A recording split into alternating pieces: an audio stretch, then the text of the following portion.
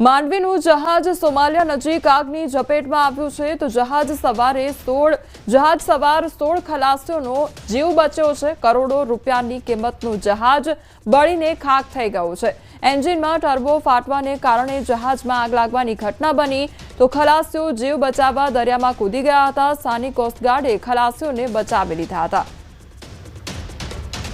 તો જહાજ પર આગ લાગવાની ઘટના સામે આવી હતી અને ત્યારબાદ જે જહાજ આખું છે તે આગમાં બળીને ખાખ થઈ ગયું હતું, પરંતુ તમામ જે માછીમારો છે, જે ખલાસીઓ છે, તેમનો આબાદ બચાવ થયો હતો। જેવી જ આગ લાગી ત્યારબાદ જે ખલાસીઓ છે તે દરિયામાં કૂદી પડ્યા હતા અને સ્થાનિક કોસ્ટગાર્ડ દ્વારા ખલાસીઓનો જીવ બચાવી લેવામાં આવ્યો હતો। અમદાવાદમાં બિલ્ડર રમણ પટેલને 4 વર્ષની સજા ફટકારવામાં આવી છે। સાણંદ જિલ્લા કોર્ટે સંભળાવી છે સજા।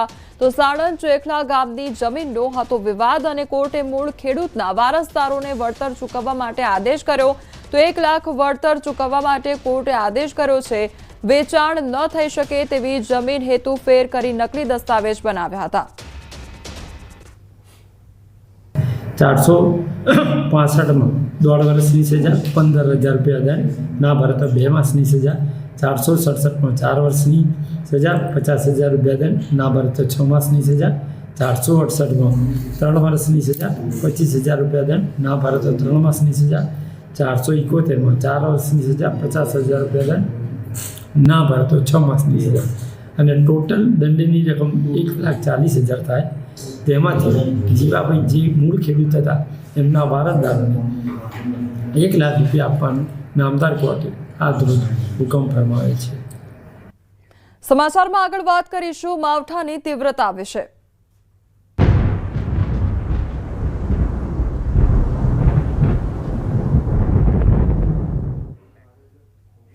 8 કલાકમાં રાજ્યના 116 તાલુકામાં વરસાદ ખાબક્યો છે તો ભાવનગરના મહુવામાં 3.11 ઇંચ જેટલો વરસાદ નોંધાયો છે। હાંસોટ અને તળાજામાં 2.13 ઇંચ જેટલો વરસાદ ખાબક્યો તો સુબીરમાં 2 કલાકમાં જ 2 ઇંચથી વધુ વરસાદ નોંધાયો છે। સુરતના મહુવામાં 1.93 ઇંચ જેટલો વરસાદ ખાબક્યો છે। ગાંધીનગરમાં 1.69, પાલીતાણામાં 1.26 ઇંચ વરસાદ નોંધાયો તો કુલ 12 તાલુકામાં 1 ઇંચથી વધુ વરસાદ નોંધાયો છે।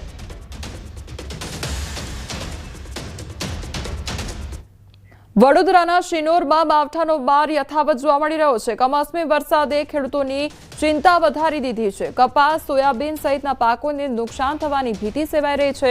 વાદળછાયા વાતાવરણ વચ્ચે વરસી રહ્યો છે વરસાદ। શિનોર, સાદલી, ટિમ્બરવા, તરવા સહિતના ગામોમાં વરસાદ વરસી રહ્યો છે તો વરસાદને પગલે રસ્તા ઉપરથી પાણી વહેતા થયા છે। તો વડોદરાના શિનોરના આ દ્રશ્યો સામે આવ્યા છે। સંવાદદાતા હાર્દિક અમારી સાથે જોડાઈ ગયા છે। હાર્દિક, વડોદરામાં અત્યારે કયા પ્રકારનું વાતાવરણ છે, શું પરિસ્થિતિ? બિલકુલ, જો વડોદરા શહેર જિલ્લાની વાત કરવામાં આવે તો વડોદરા શહેર અને જિલ્લામાં માવઠું જે છે તેને માજા મૂકી છે। આ દ્રશ્યો તમે જે જોઈ રહ્યા છો તે શિનોરના દ્રશ્યો છે અને શિનોરમાં જોઈ શકાય છે કે કઈ હદે વરસાદ જે છે તે વરસી રહ્યો છે। એના કારણે કપાસ, સોયાબીન સહિતના જે પાક છે તેને નુકસાન થવાની ભીતિ છે। વડોદરા શહેરની વાત કરીએ તો છેલ્લા 1 કલાકથી વડોદરા શહેરમાં સતત વરસાદ જે છે તે વરસી રહ્યો છે। એના કારણે વડોદરા વાસીઓને નીચાણવાળા કેટલાક વિસ્તારમાં પાણી ભરાઈ જાય તેવી દહેશત જે છે તે સતાવી રહી છે। શિનોરની વાત કરીએ, વડોદરાની વાત કરીએ, પણ સાથે સાથે પાદરા, સાવલી, કરજણ, ડભોઈ સહિતના જે અલગ અલગ તાલુકા છે ત્યાં આ પ્રકારની પરિસ્થિતિ જોવા મળી રહી છે। જી હાર્દિક, સમગ્ર માહિતી બદલ આપનો આભાર। ભાવનગર જિલ્લામાં ધોધમાર કમોસમી વરસાદ ખાબક્યો છે। જિલ્લાના ગારિયાધાર તાલુકા પંથકમાં કમોસમી વરસાદ નોંધાયો તો ગારિયાધાર શહેર અને ગ્રામ્ય વિસ્તારોમાં ધોધમાર વરસાદનું આગમન થયું છે। ગારિયાધાર, ચોમાલ, વાવડી, પરવડી, ચારોડિયા તેમજ સુરનગર અને માંડવી, નવાગામ, દમરલા સહિતના જે ગામો છે તેમાં વરસાદી માહોલ જામ્યો છે। તો ગારિયાધાર પંથકમાં વરસાદી માહોલથી ખેડૂતોના પાકને નુકસાન થયું છે અને હાલ ગારિયાધાર પંથકમાં વરસાદી માહોલના કારણે ખેડૂતોની ચિંતામાં વધારો થયો છે। ભાવનગરમાં માવઠાનો બાર સહન કરવાનો વારો આવ્યો છે ત્યારે કમોસમી વરસાદમાં મકાન તૂટી પડ્યું અને જિલ્લાના જેસર તાલુકાના શાંતિનગર ગામે મકાન ધરાશાયી થયું તો વરસાદને લઈ જુનવાણી મકાન ધરાશાયી થતાં મોટા પાયે નુકસાન સર્જાયું છે। મકાનમાં રહેલ ઘર વખરીનો માલ સામાન દટાઈ ગયો હતો તો શાંતિનગર ગામે રહેતા ઠોળિયા ભરતભાઈનું મકાન ધરાશાયી થયું છે। ભાવનગર શહેરમાં કમોસમી વરસાદ વરસ્યો તો સતત 4 દિવસથી શહેરમાં વરસાદી માહોલ જોવા મળ્યો। માવઠાના કારણે ખેડૂતોની ચિંતામાં વધારો થયો। વરસાદને કારણે રસ્તાઓ ભીંજાઈ ગયા છે। વહેલી સવારથી જ આજે જ્યારે જે ડીપ સિસ્ટમ સક્રિય થઈ છે ત્યારે ભાવનગર શહેર સહિત જિલ્લામાં અનેક વિસ્તારોમાં જે વરસાદી માહોલ છે તે સર્જાયો હતો અને હાલ પણ ધીમી ગતિએ વરસાદ શરૂ છે।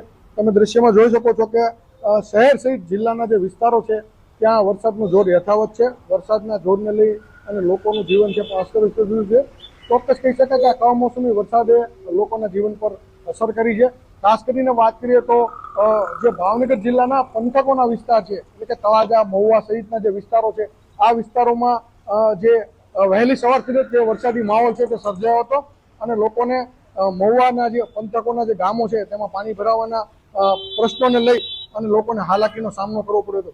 ત્યારે બીજી તરફ વાત કરીએ તો જે શેત્રુંજી ડેમ છે, જે ભાવનગરનો જે શેત્રુંજી ડેમ આજે ફરી વખત એટલે કે 8મી વખત છે તે ઓવરફ્લો થયો છે અને તેને લઈને પણ નીચેના જે ગામો છે તેને એલર્ટ કરવામાં આવે છે તંત્ર દ્વારા। હાલ હજી પણ વરસાદની આગાહીને લઈ અને તંત્ર દ્વારા આગાહી કરવામાં આવી છે કે આવનાર 5 દિવસમાં આ સિસ્ટમ છે તે સક્રિય રહેશે। નીતિન ગોયલ, ન્યૂઝ 18 ગુજરાતી, ભાવનગર। આગળ વાત કરીશું કમોસમી વરસાદથી ખેડૂતો પરેશાન તરાવે છે।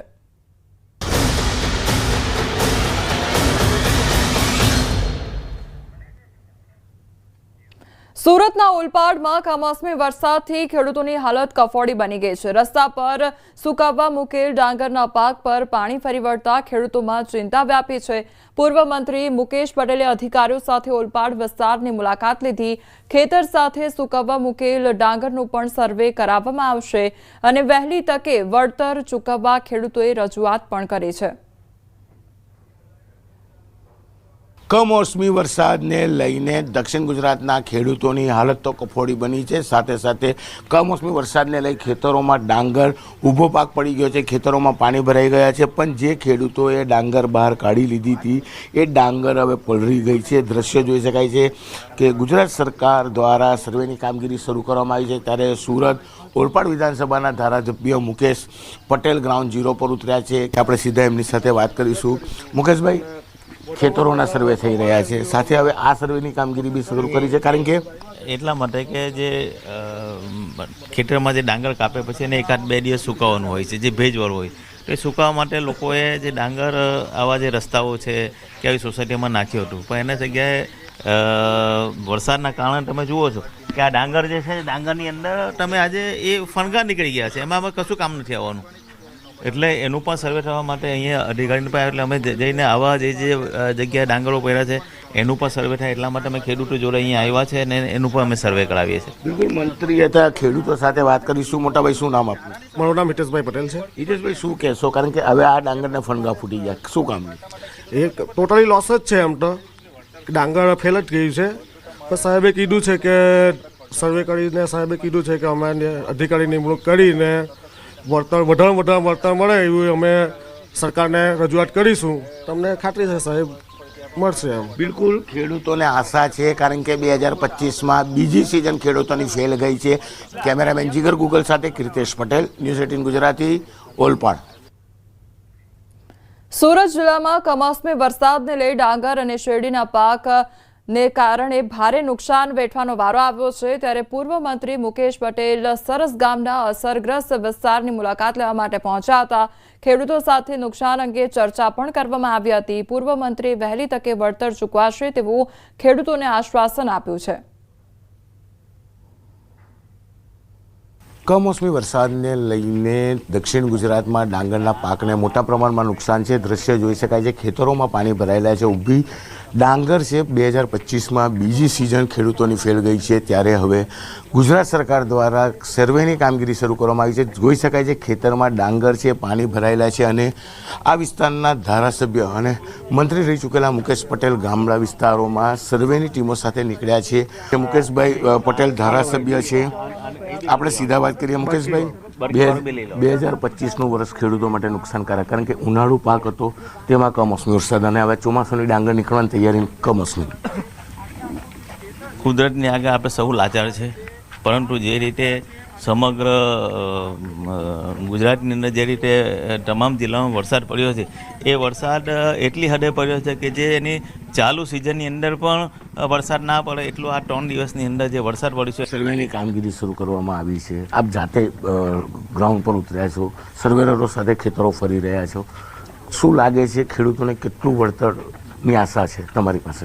દર વખતે આપણે જોઈએ છે કે ક્યાંક ને ક્યાંક સર્વેની અંદર ક્યાંક કોઈક એવી ખામી દેખાતી કે મારું સર્વે રહી ગયું છે, આ રહી ગયું છે.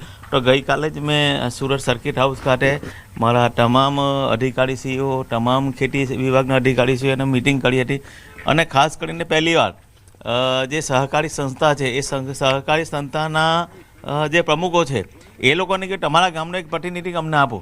એને એ લોકો પ્રતિનિધિ નામ પણ આપી દે. કાલે એને ટ્રેનિંગ પણ આપવામાં આવશે અને એ પણ અમારા જે ગ્રામ સેવક છે એ લોકો સાથે રહેશે, જેથી મારા કોઈ ખેડૂતને એવું ના થાય કે મારું સર્વે કરવામાં રહી ગયું છે.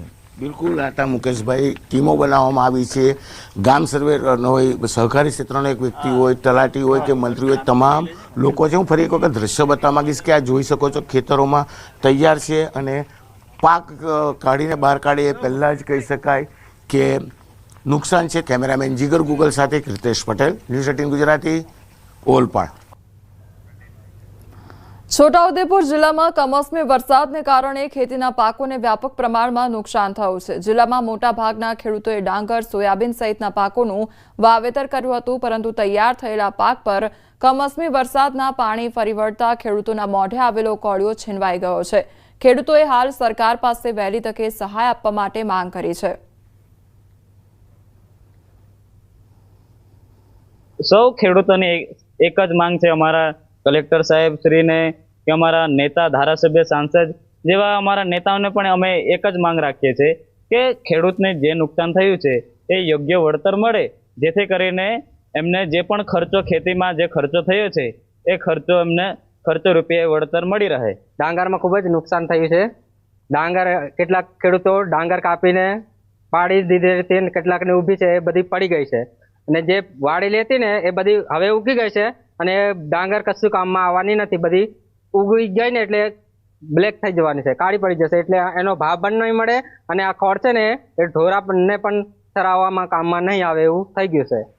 સરકારશ્રીને એટલી જ માંગ કે અહીંયા આવીને સર્વે કરે અને જે તે વળતર સર્વે કરીને જે ખેડૂતોને જે તે વળતર આપે એવી અમારી સરકારશ્રીને વિનંતી.